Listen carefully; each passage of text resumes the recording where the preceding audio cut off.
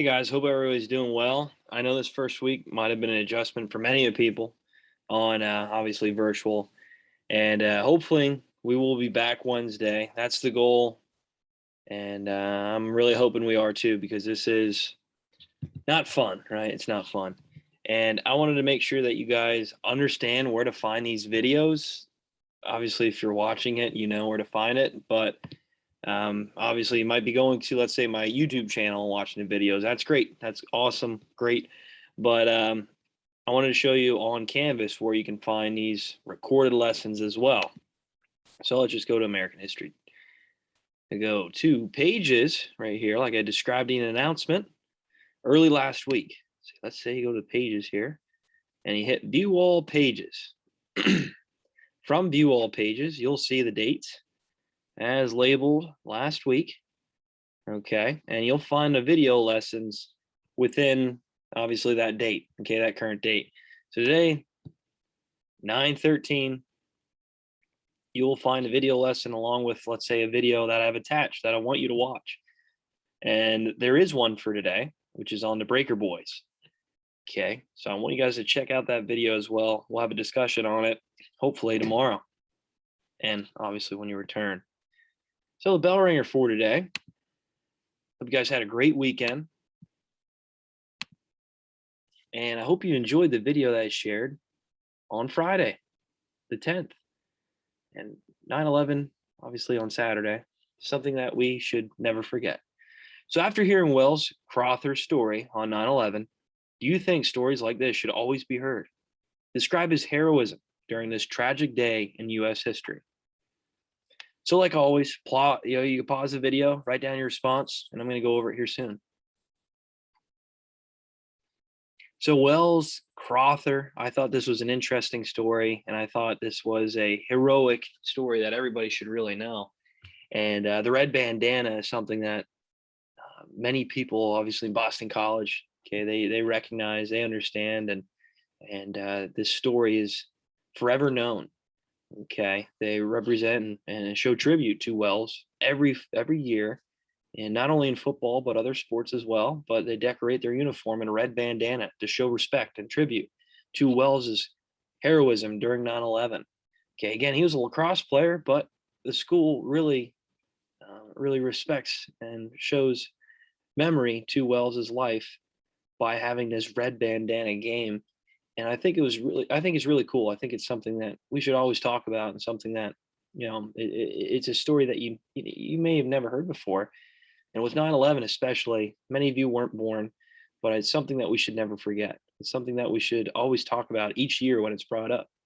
And this year is the 20th anniversary of 9/11. And I already went over where I was at, what I was doing during this tragic event. I was in first grade, like I mentioned on Friday's video lesson. But stories like this, okay, 9/11, right? This is an event that we should never forget, and especially what is going on to this day in Afghanistan is something that kind of fell, in line. It was a chain of events that occurred from 9/11. Right? Why were we in Afghanistan? Why were we in Iraq, Iran? Okay, well, mostly Afghanistan and Iraq. Now, why were we there in the first place? Well, a lot of terrorist organizations were located in these areas, seeking refuge in these areas. And we want to make sure that an event like 9/11 will never occur ever again. And for the past 20 years, we've been in Afghanistan to make sure that these organizations will never plot and a tragic disaster, tragic event like this from ever occurring. So Wells' story, again, hopefully you guys enjoyed that video. I know every time I watch it, it really brings a tear to my eye, but it's very emotional. It's very motivational, inspirational. Okay, so I hope you guys really enjoyed that. So today, I want to talk about progressive children. So here are the terms for today. We have the Keating Owens Act. Hold on, whenever this goes away, I can drag it over. We have the Keating Owens Act and the Breaker Boys. So the Keating Owens Act and the Breaker Boys. So please pause the video if need be. Write down these definitions, and so you have them for an upcoming test. I'm thinking next week, at the start of next week, we'll have an exam on this information, okay, on the progressive era. It's coming to be that time. And we went through all this information about progressive movements in the United States. We talked about the Gilded Age that set up for these progressive movements and how industrialization really made a transition in everybody's lives. Okay. So make sure you guys know these two terms: Keating Owens Act and the Breaker Boys. So for today, I want to talk about progressive children. I want to talk about these breaker boys. And please, please, please watch the video that I've attached on the pages, okay? And view all pages on Canvas. It is about a story of these breaker boys and some of the issues that they went through. So progressive children, like I mentioned before, in this time of change in the United States, with industrialization taking hold, businesses, factories emerging, urban areas, okay, more people are congregating, going to these urban areas because of these new opportunities and this modernization that's occurring in the US. We see a transition, right, from agricultural society to an industrial society, and how the United States can tackle both at the same time. We really have the best of both worlds when it comes to economics, when it comes to resources, raw materials, and finalized goods. All right, so we talked about famous muckrakers bringing the light, bringing the attention to society and public political officials. What's going on actually in American society, and what needs to be done to help benefit people moving forward? Okay, how we can live better lives, how we can enjoy our lives, right, in this free society of the United States of America. So progressive children, like I mentioned with progressive women, what was their role in society? Well, for the most part, they stayed the household. They took care of the property while the men were out working, in the industries, in the factories, out in the farm, whatever have you. They were growing food. They were taking care of the children. They're preparing food. They're cleaning the house. They're even trying to educate their children the best that they could with no education, okay, with no opportunity to an education or the workplace. And once that changed, obviously, we know women gain more opportunities in society with academics, with education, right? With workplace opportunities, okay, mostly as secretaries, librarians, school teachers, you name it. So with children, because of this industrial age, because of such low prices, or sorry, low wages, the family needed as many kids as possible, making a wage so that they could afford a better living, afford to put food on the table, because these wages were very, very low that were set by these large business owners until, again, these progressive movements took place. So progressive children, here we are. The children were chosen by these business officials to run many of these factory equipment, mainly because they were smaller, right?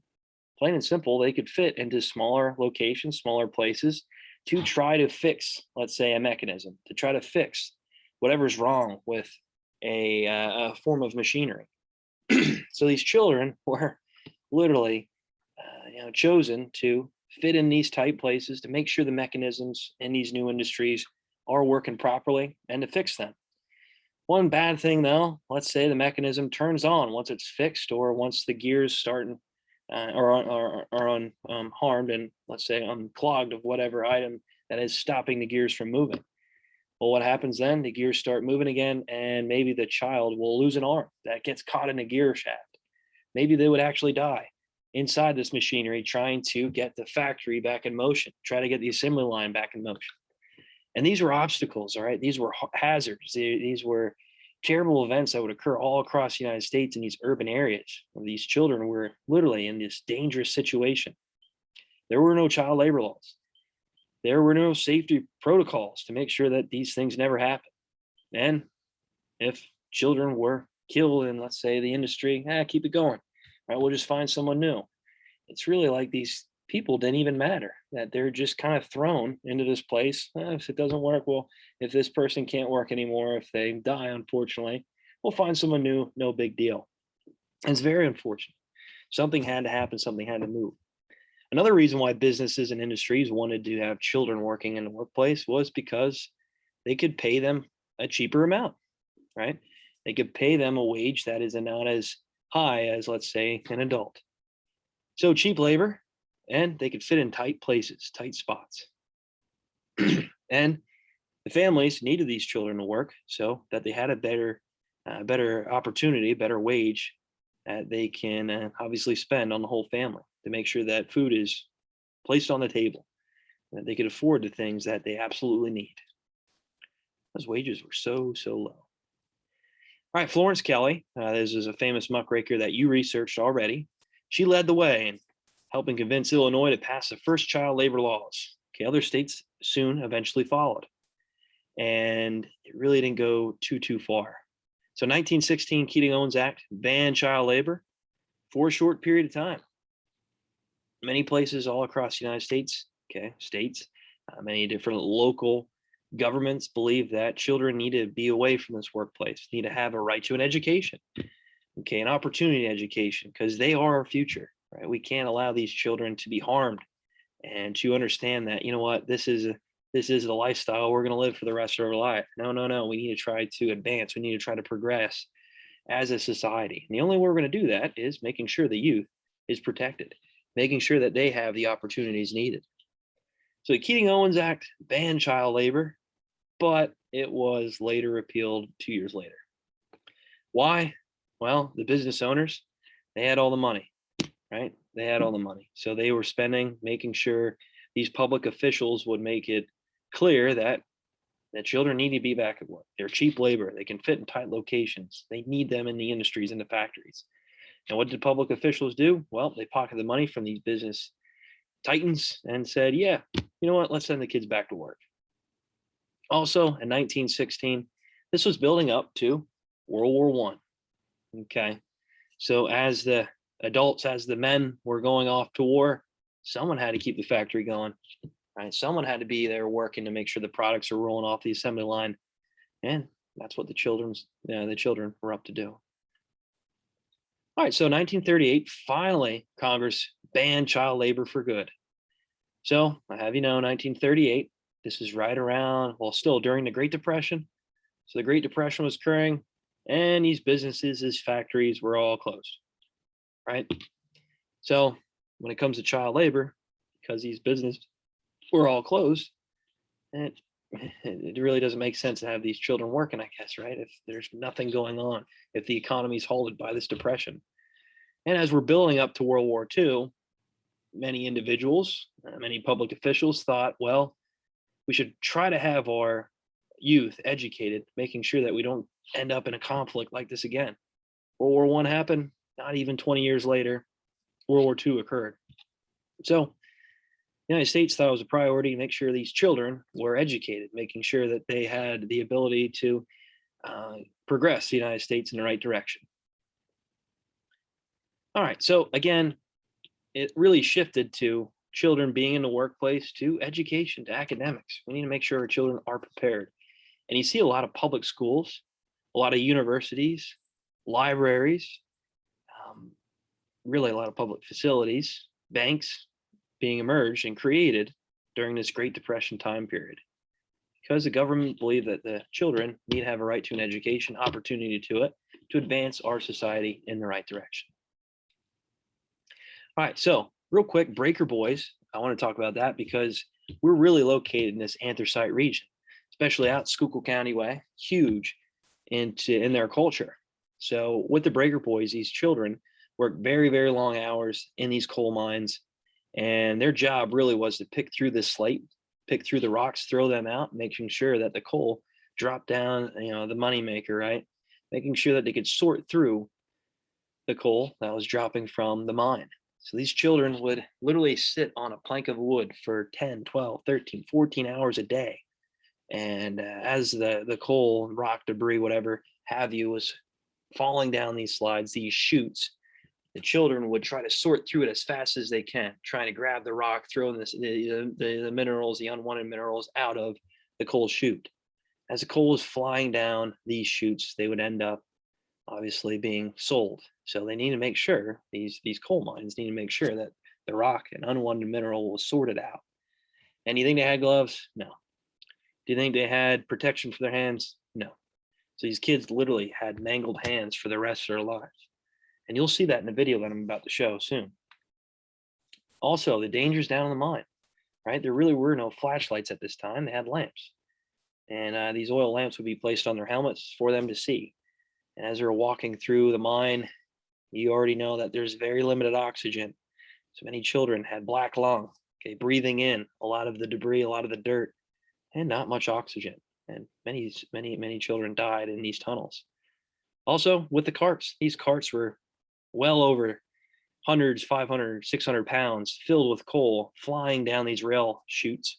And if the children got stuck, if the children were in the way, or if the door was slammed open by one of these carts, and let's say the child was on the other end, they would obviously die. So this was very terrible times for children, especially in the coal mines. You guys ever go out to I believe it's the Pioneer Coal Tunnels, right? You guys check that out in Ashland. They tell many stories of children working in these mines and hardships of, obviously the work in these mines. All right, so please check out that video that I've attached. And you guys have a great day. Have a good one. Again, next week, prepare for a test. See you guys later.